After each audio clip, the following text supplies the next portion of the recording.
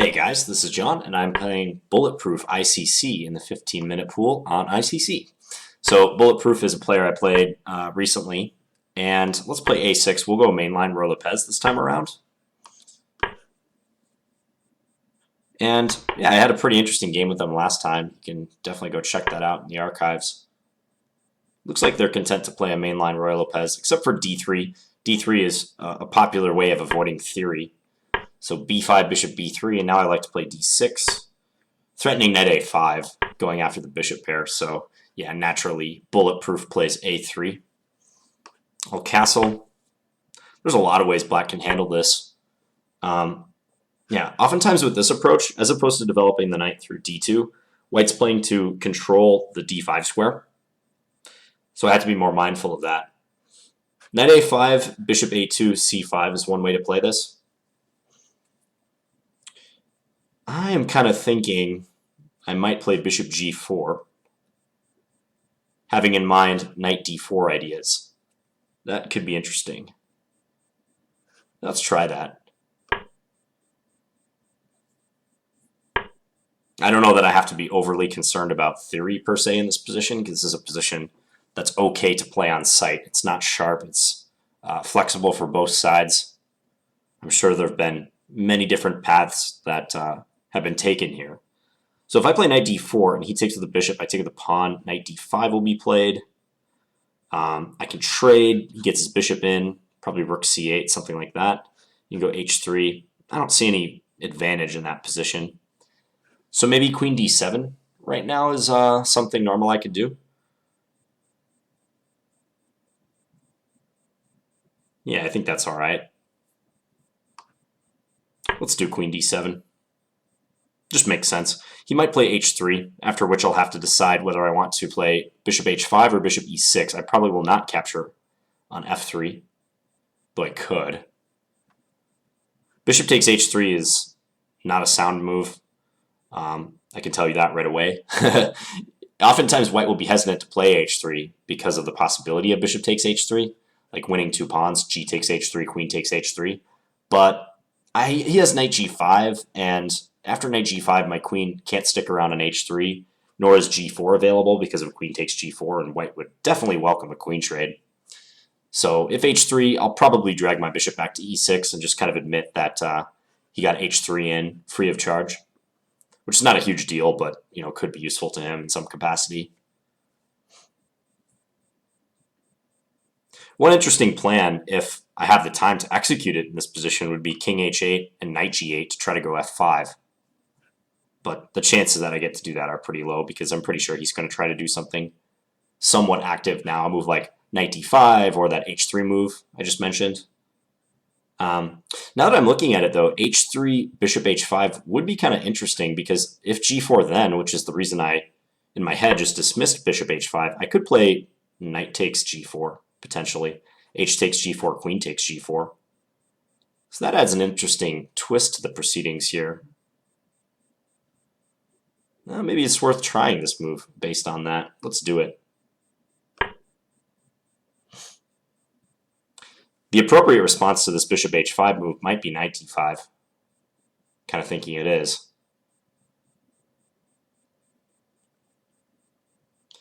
Just to distract my knight, or try to trade it, because then g4 can come without fear of a real strong sacrifice on that square.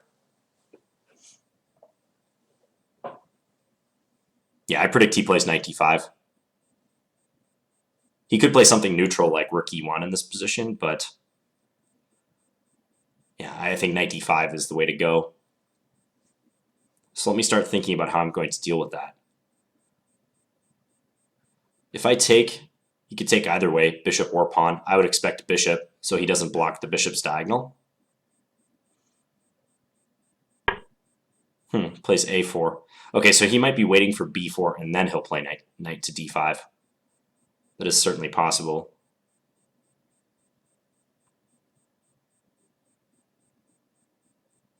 Yeah, let's play b4. I'm not going to think about that too much. And here, I can take, again. If I take, he'll take with the bishop. I don't think there's any dispute about that. If he takes the pawn, knight a5 is looking good for me. It's a convenient square. Knight a5 immediately, instead of trading, might be a good plan. Because what will he do then? If knight a5, he can take my knight or my bishop with check.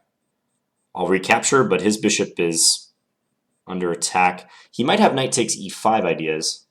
Let's say the play goes knight a5, knight takes f6 check, bishop takes f6, knight takes e5. That's a discovered attack on my bishop and also an attack on my queen. However, I can play, at the very least, bishop takes e5 followed by taking on b2. I don't know if that leads to an advantage, though. It's probably just about equal. Yeah, that's not going to be advantageous. Maybe a move to keep the tension here is okay, like rook a b8, but I'm hesitant to abandon the a6 pawn. It might become weak. A lot of times after they've thrown in a4, they'll try to play a5 and fix this pawn on a light square.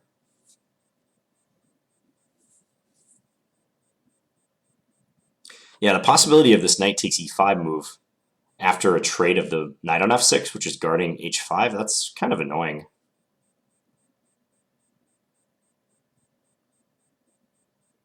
It's not annoying to the point that I'm seriously considering playing bishop takes f3 here, but that's something I have to be aware of.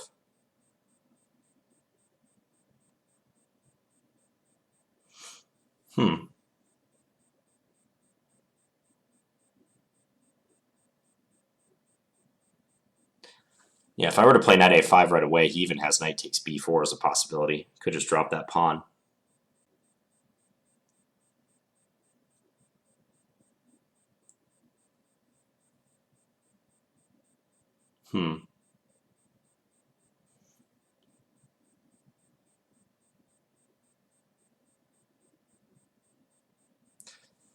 Bishop takes f3 would be a slight admission that I've embarked on a faulty path with bishop h5, but I have to be willing to play that move if the circumstances demand it.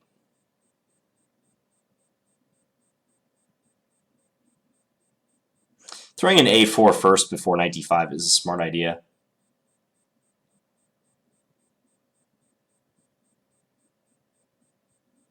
So I have this extra concern with the b pawn.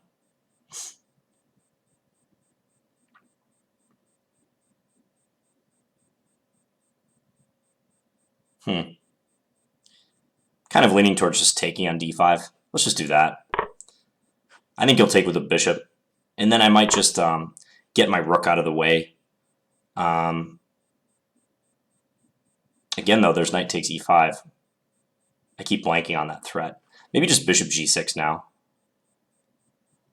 Yeah, bishop g6. You can play d4, maybe. Now that should be okay, though. Let's say bishop g6, d4, rook a d8. I think I'm doing all right there.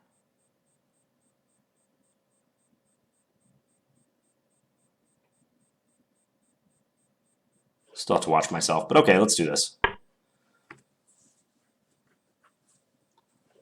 Nothing to be gained from the pin anymore. Yeah, so if d4, I'll play rook a d8 to reinforce my queen.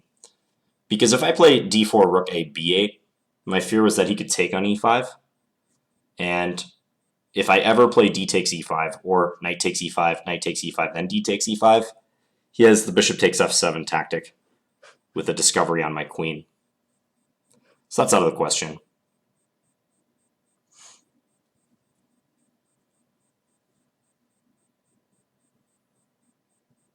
This bishop for now is not in danger of getting out of play, but later on, I mean, he might have the possibility of like a knight h4 move to try to attack it. It's kind of an unusual placement for the bishop in the Ruy Lopez.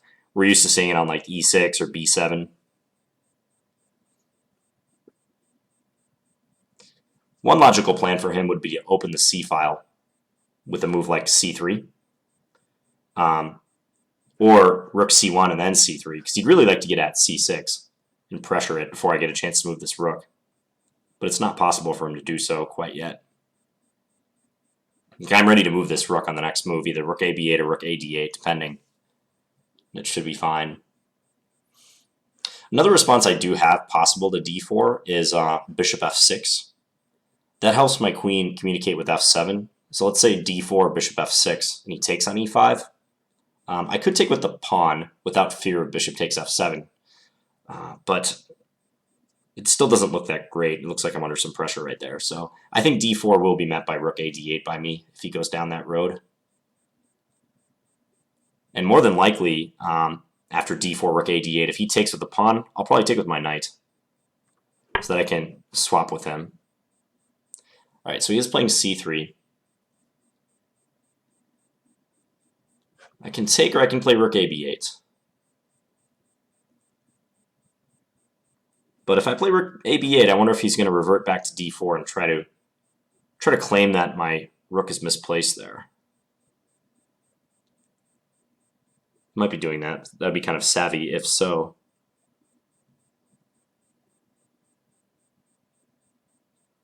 I should probably take. Let's just take first.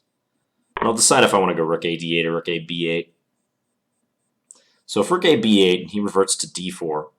I could just take then if I needed to. Yeah, because my knight is no longer pinned, so let's just do this.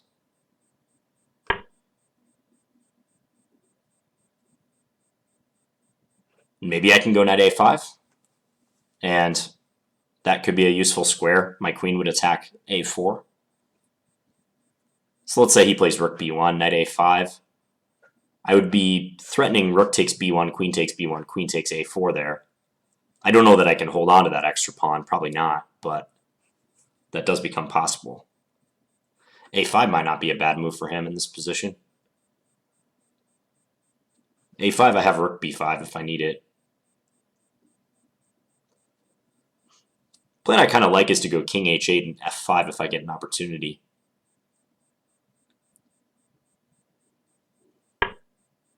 He does play that. Okay, so knight a5.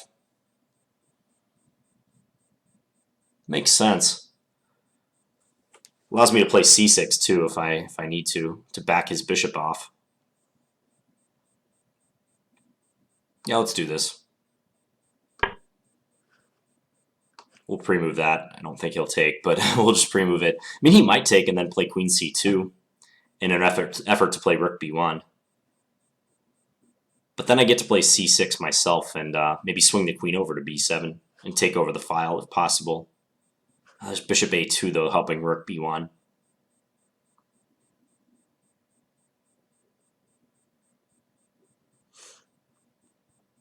I feel the position is roughly equal. I'm not completely sure. If he plays queen c2, that would be the most logical move to keep the tension. Let's say c6 then. Bishop back to a2. Maybe queen c7 just so bishop b6 is not possible. Something like that seems plausible for both sides. There could be mass exchanges down the b file.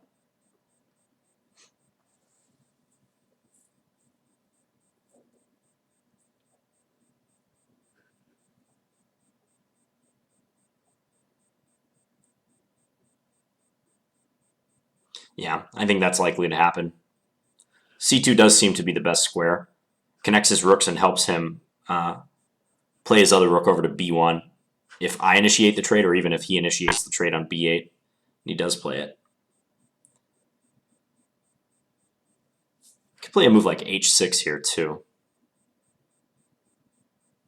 reckoning that if he trades and then plays rook b1, I still have that trade and take on a4 possibility, but he has queen b8 and pick up the c7 pawn at the end of that line.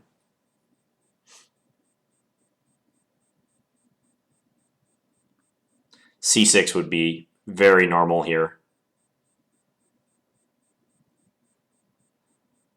c6, bishop a2, queen c7. Looks uninspiring though. It's a dry position. Rook takes b1, rook takes b8, rook takes b8, rook b1. Just not a whole lot going on there.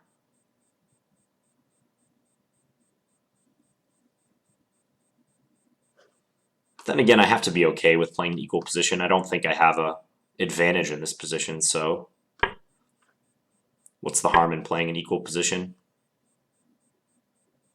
Could play c5, but he gets the d5 square right back. I can't extract that bishop from the d5 square either. Now let's just go here. Pre-move that move again. I think there's a good chance he'll play it.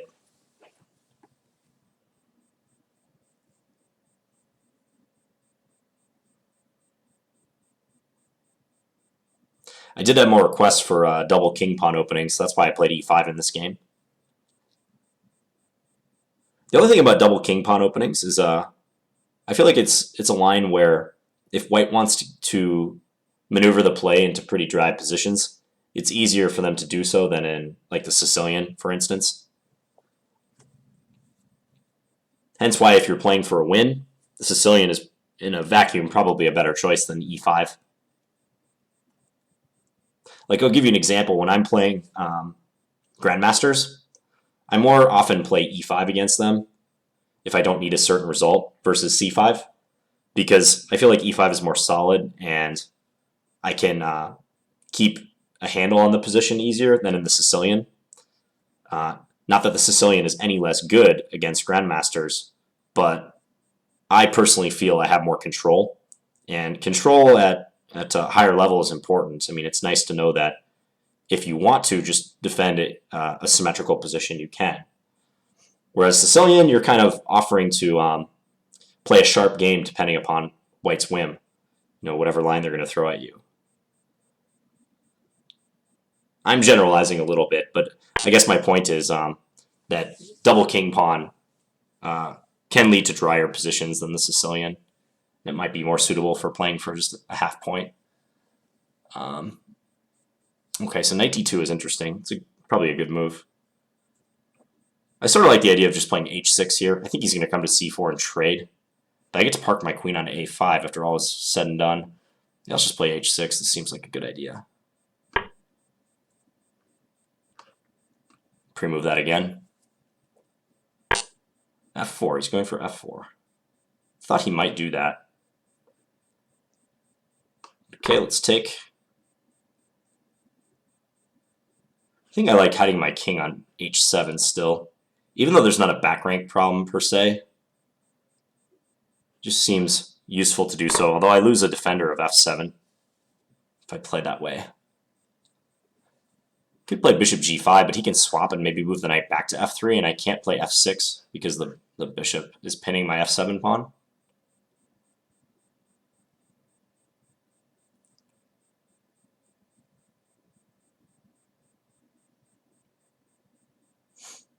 Yeah, let's just go king h7. It's nice to get the king out of the x-ray.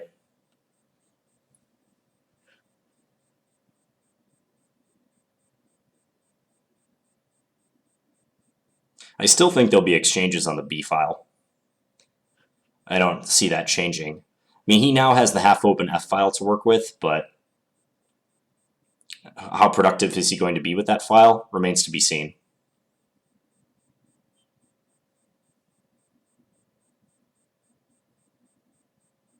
It'd be nice for me if I could get in a well-timed d5. Certainly not with the bishop on f4, but like say the bishop moves back to e3, this move might be worth considering at some point because it could open the queen, and I'm trying to knock down obstacles on the diagonal, the b1 h7 diagonal. I want to get my light square bishop involved. Okay, so he moves the knight back. That's interesting. Is he trying to go for e5 with that move? Hard to say. I mean, I control h4. So not sure what his intentions are with that move.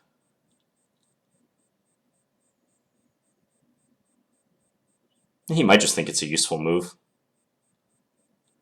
Bishop f6 I could play. f5 would be interesting too. f5 he could maybe take and use the d4 square though. Don't think I like that.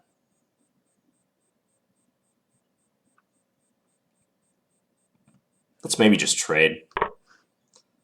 And then play rook b8. I don't think it's worth postponing this anymore. I mean, it's almost like just staring at each other on the file, seeing who's going to make the first move.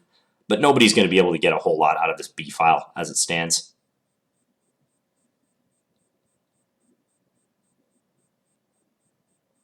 In positions where there's one open file, at some point someone just either cracks or decides that the easiest way to play the position is just to swap. And so long as the opponent doesn't take over the file, everything's fine. Yeah, knight d4. But what is he threatening? It's not much. He can come into f5, but I don't know. It doesn't bother me too much. I think he bishop f6 in this position. And if knight f5, maybe take it. Maybe take it. I'd still like to play d5. I would like to get that move in. Okay, let's just go here. Got everything covered. d6 is covered, c6 is covered. So no problem. Maybe queen b6 can be my next move. Or bishop e5. Maybe bishop e5. I'm a little less enthusiastic about that because he can take, and my pawns are potentially weak on the queen side. I would like to not end up with an isolated pawn if I could avoid it.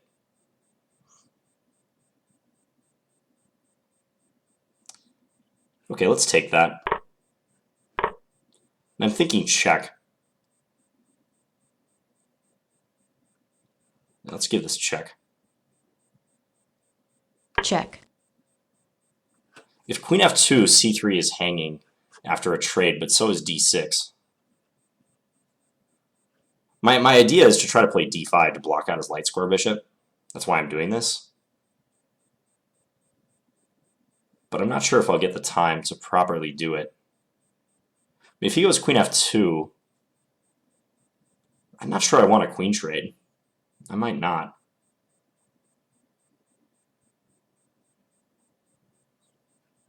I mean, d4 is kind of what I'm anticipating, but d5, he might not want to go for that position.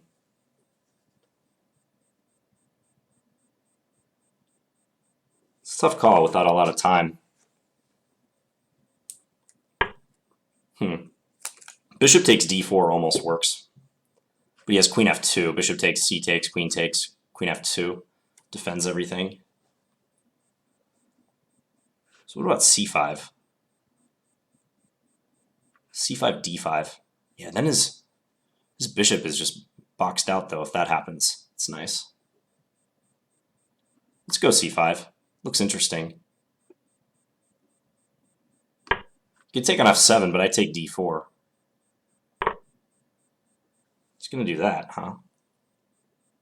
Guess his point is that after take, queen takes, king h1, if I take here, he has bishop g6 trying to mate me.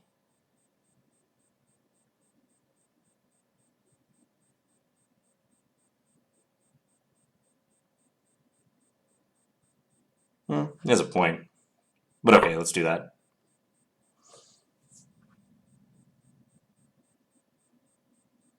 I think I can always play queen c5 if I need to.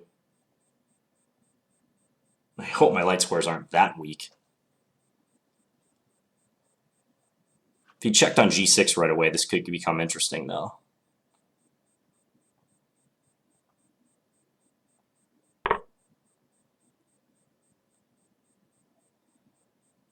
Yeah, let's take. Check. He has to play king h1. Wow, he's going to do that. Offering a chance to go into the endgame. Now, if I move my queen, I would be threatening bishop d4, but I don't want to push my luck. What about taking on a4? That might be an example of pushing your luck.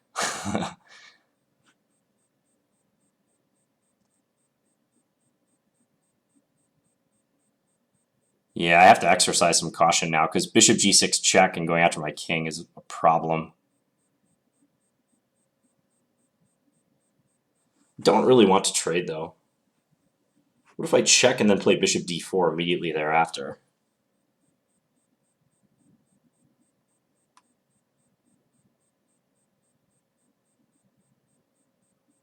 Okay, let's do that. Check.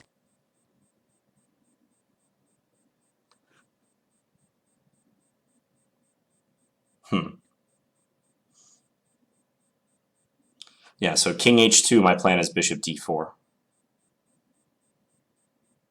With threats on g1 if he moves his queen, is the thing. Position's getting sharp. I mean, he has to play king h2. Queen f1 just loses right away, so he's got to do that. If check, I should probably go to h8 just to rule out something with queen a2. Check. Yeah, I should go here.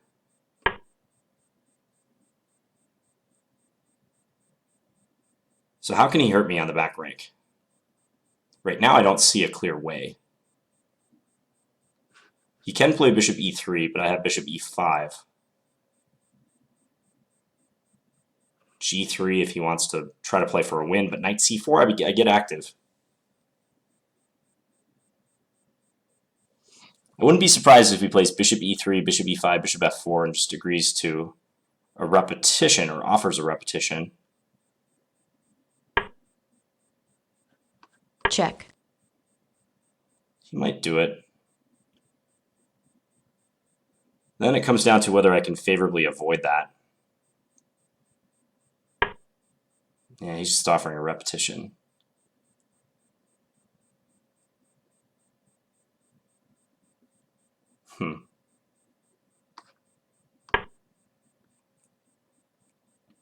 Let's see if he takes.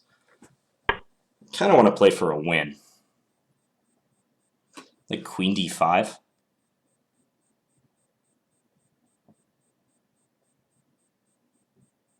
My back rank is very weak, though.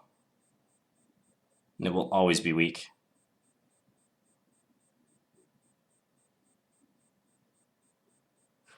All right. Let's try it. I have a minute left, but we'll see. Check. See where he steps with his king. He probably should go to h1.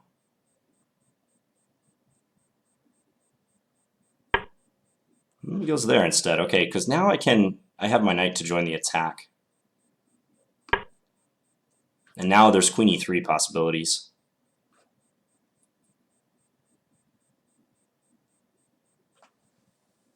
Can always check on a1 and go back to e5 too. So like if he infiltrates like queen a7, I can trade the queens. And maybe that endgame is just better for me. I have a passed d-pawn. His f-pawn is somewhat discounted right now.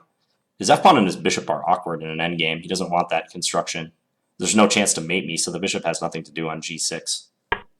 Yeah, he messed up a little bit. Can I punish it, though? This is tricky.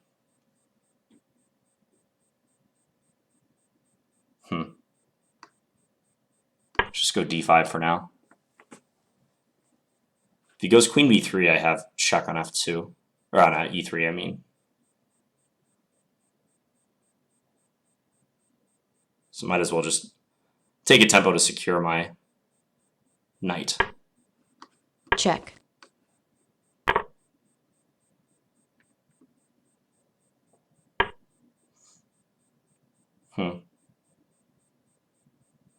So d5, or d4, I mean.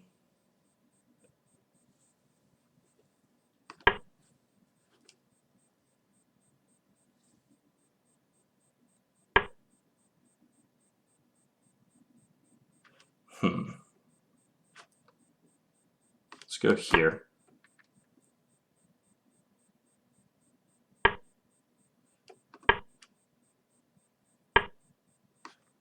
Check. Now the big question, can my knight dance around and cause him trouble?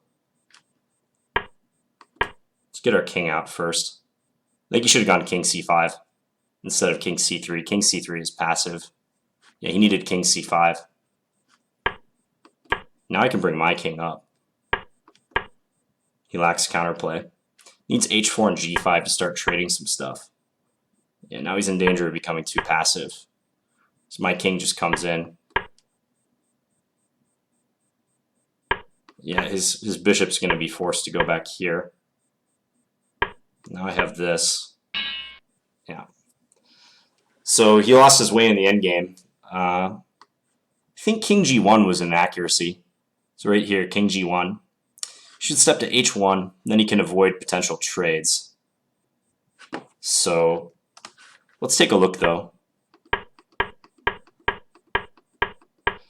So mainline Ruy Lopez, he plays d3. d3 is a good practical weapon, especially for those who are getting into the Ruy Lopez or wanting to get into the Ruy Lopez from the white side. d3 takes out a lot of the work because the main lines with rook e1 are pretty heavily explored. And of course, you should look forward to playing those, but d3 might be a good way to get your foot in the door. So b5, bishop b3, d6. So this has the positional threat of knight a5 trying to secure the bishop pair, so no wonder he plays a3. c3 would be another approach. So this, castle. I have had some trouble in lines where I play bishop g4 before, but I always think it's interesting, so I do it anyway sometimes. But let's just see what the engine thinks here. I mean, I'm sure there's lots of decent moves like bishop e6, bishop e7, knight a5. Those would be more standard moves in this position. So here, bishop e3. I could play knight d4. I just not sure about this position. This might be a tad better for white, even though black has the bishop pair.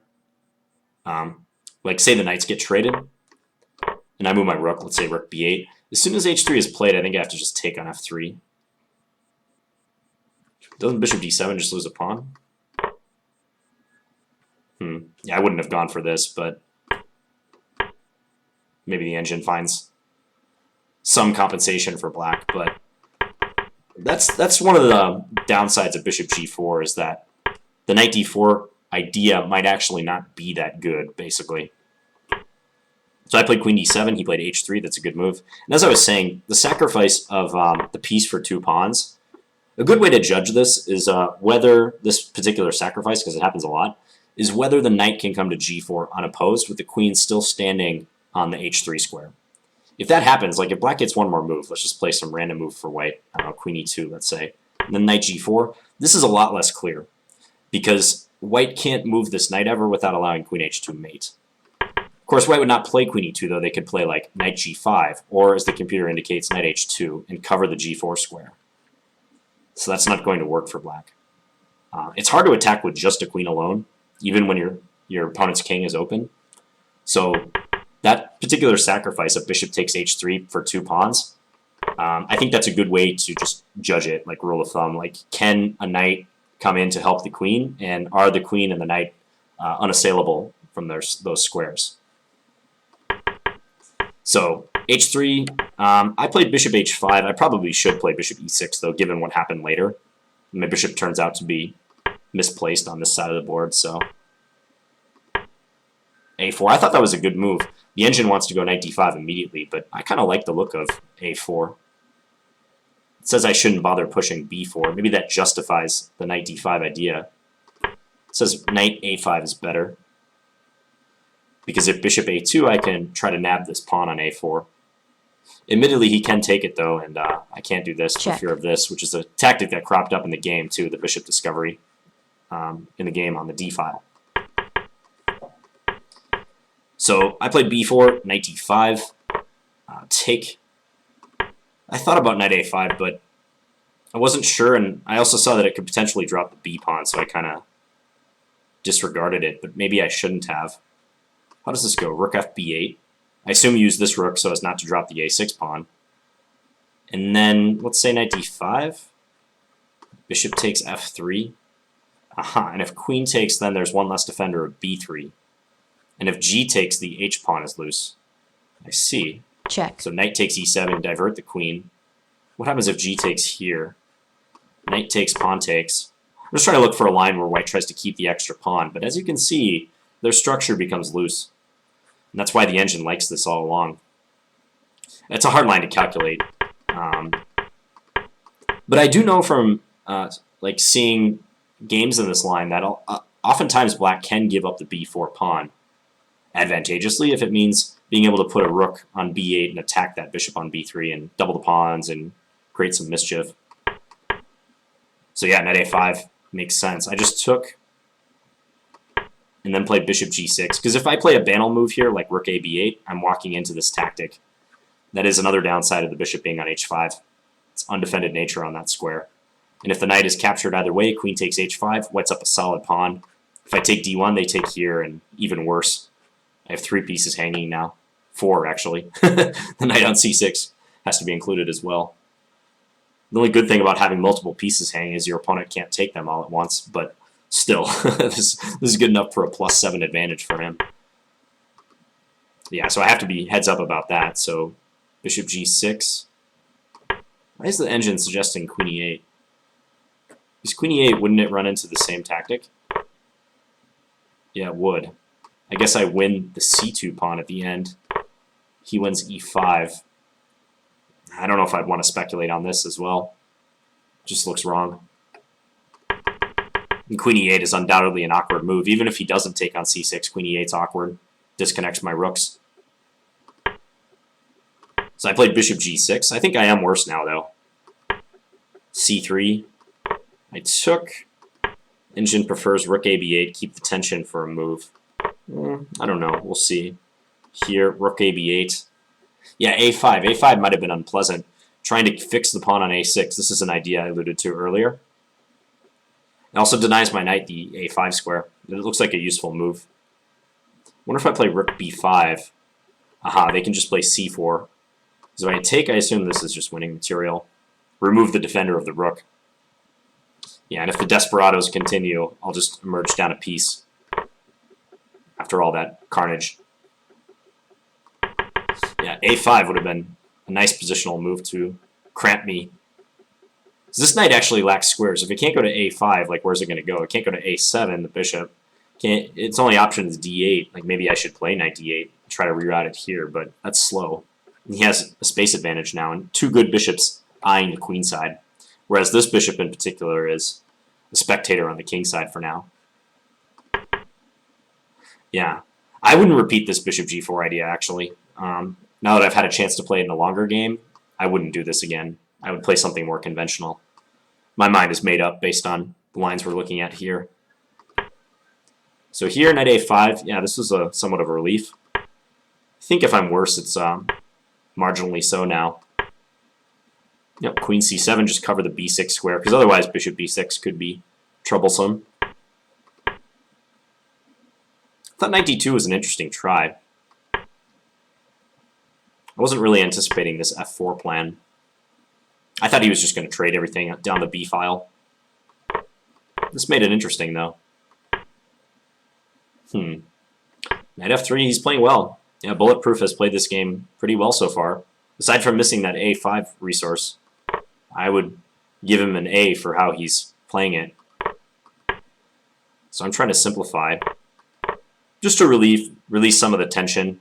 I have less space too, so when you have less space, exchanges are a good way to try to solve that problem.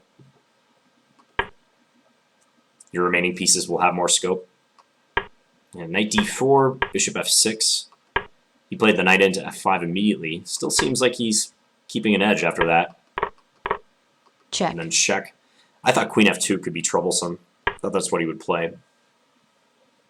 Because I think this endgame, even though I'm able to trade, and even though I could potentially, if I want, grab this pawn, I have to be careful here. The 2 bishops, this is a position where they could really rock out. They're attacking d6. My king is confined too. I don't see a whole lot of coordination in my camp right now. My knight is a long ways away from being able to do anything productive. You can see that the engine just loves white's position right here. Probably if this had happened, I would have avoided the queen trade. Yeah, I was thinking about this move.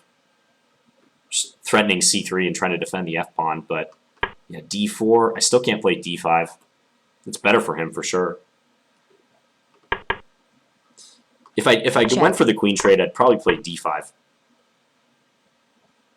You can go d4. I'm still worse, though. Yeah. This bishop, even though it's somewhat of a bad piece at the moment, debatable how bad it really is, but it's at least as bad as my knight. My knight's probably even worse.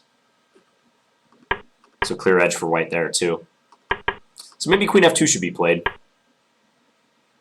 d4 was enterprising, no. It's too bad for me because this nearly works. This is my initial thought, but he has queen f2. And if queen a1, he can just move his king, and his queen guards a2 as well. So I'd be losing material there. So what did I do? c5? I just went for it with c5. And he took on f7 seems to be the correct call.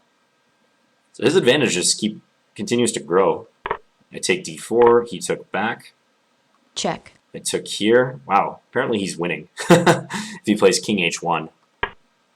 I thought he would play king h1. What was I anticipating? Or what was I thinking I could play against that? Ah, you know, that's annoying because he hasn't thrown in bishop g6 check yet, so I can't play on my knight to c4. I can't do that yet. I could play this, I guess, but he's always going to find an inroad. And the threat is just check, force my king to the back rank, and then check again on one of these squares. And apparently I just have a heck of a time stopping that. I had to do something extreme like this, and if I do this, he could always just net a pawn if he wanted. I'm sure I'm losing here if he plays it correctly. Instead, though, he played queen f2. Maybe check. His nerves got the better of him a little bit, but yeah, he shouldn't be looking to trade the queens when he has an attack going like this. And oh, it's worth pointing out, I mean, the bishop is untouchable. I can't take that bishop because I get mated. Check. Here, king here, and check. Checkmate to come. So he played queen f2, and check. I avoided the trade. I thought this endgame Check. would still be a lot worse for me because he has a good chance of just winning this pawn. Again, the bishops are capable of dominating a bishop-knight pair like this on an open board, especially with the king cut off. My king can't participate. If my king was over on like e7, this might be a different story. It'd still be worse, but it might be holdable. But yeah, I have a feeling trading queens would just lead to a technically lost position for me. Check. So I did this and then played bishop d4. It looks a little scary for him to allow queen g1, but I guess with the engine suggestion, queen d2, it's saying like, yeah, you can allow this check, the king comes out, but black has no follow-up because there's no check on e1 and e3 is covered. Meanwhile, white's attacking the knight. Admittedly, this is less clear though, and with limited time on our clocks, like both of us under 3 minutes, it's harder to play for white. I don't blame him for playing the way he did with bishop e3 to come. Check. So finally he plays the bishop g6 move. I said in the game I should stay off of g8, and I was pretty certain about that, but go figure, the computer thinks it's the best move. I just didn't want to allow this. Check. Queen a2 check. Just on principle, I didn't want to allow him to move his queen with tempo.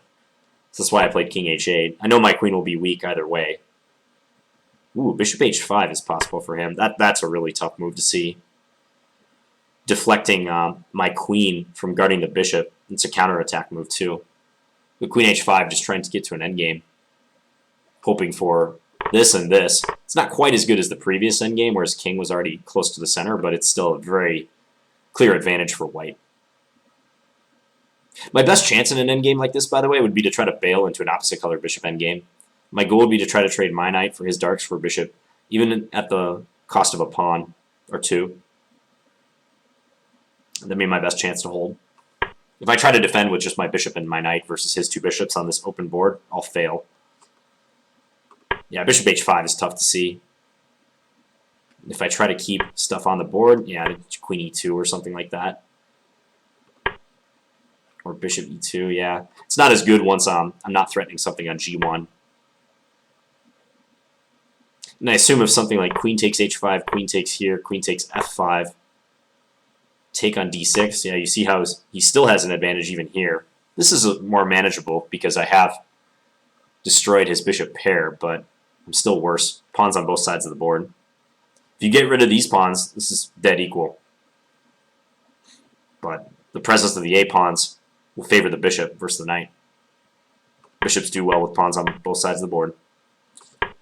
So he played bishop e3, Check. then I checked here.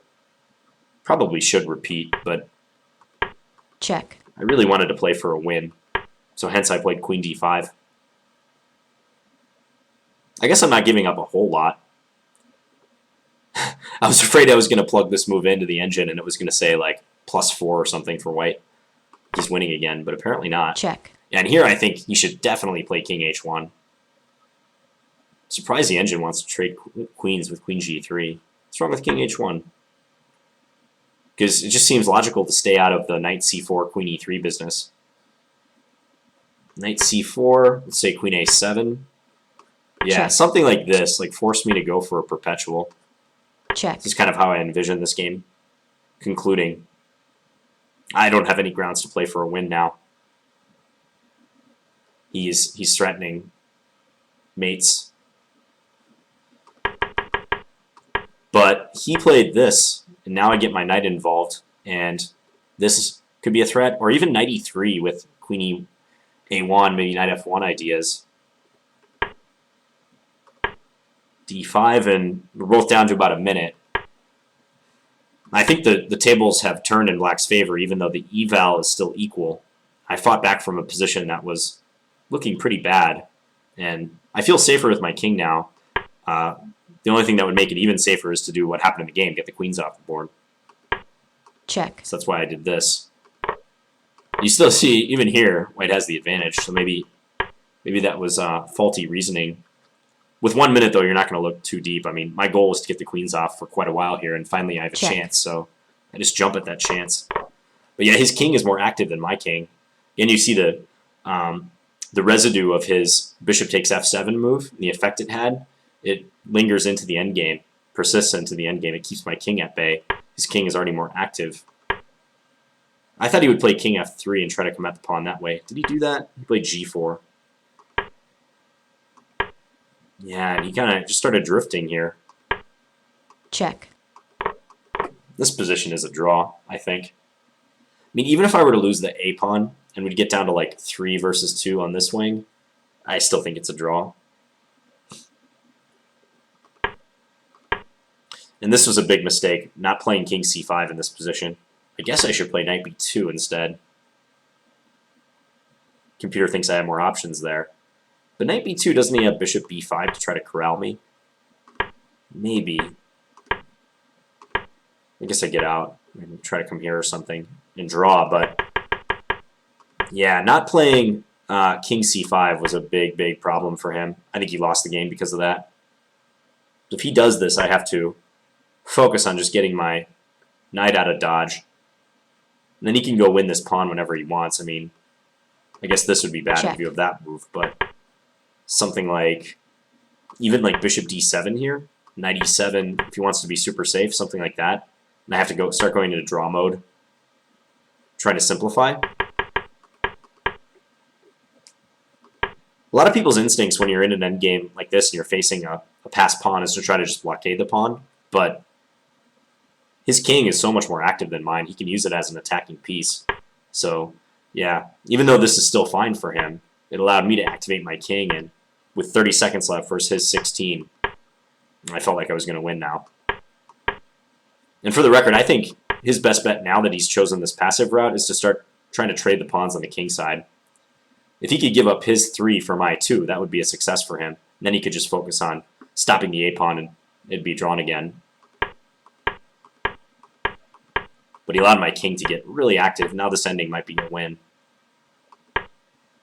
Yeah, I guess one way to do it would be knight d5 check, and come over here and just gobble the pawns. And try to keep my g and h pawns. Even at the end, if he plays h4 and tries to go g5, he'll ensure the trade of at least one pair of pawns, probably both actually. But he had no time.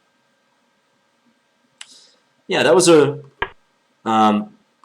I don't know how to describe that game. I was worse. I mean, Bulletproof played well that game for the majority of it, really. I wouldn't repeat this bishop g4 experiment. I said I've tried this before in similar positions in the Ruy, with the bishop on b3 and the knight developed through c3, because the point is I'm trying to take advantage of the fact that he hasn't played c3 to threaten knight d4. But if knight d4 is not played next move, I mean, what's the wisdom of bishop g4? It's unclear. I probably should have appreciated the fact that, 1, I don't have to move this b-pawn, and 2, in some cases it might be possible to give the b-pawn up, like this move knight a5, intending knight takes b4, rook f8. Gives me good counterplay. But yeah, Bulletproof, you played well in this one. Sorry about the result at the end, but nonetheless, it was an intriguing game, so thanks for playing. And thank you, the viewers, for watching. I will be back tomorrow with another standard game. If you have any comments on this one, please leave it in the comments section. Thanks for watching, guys. Bye.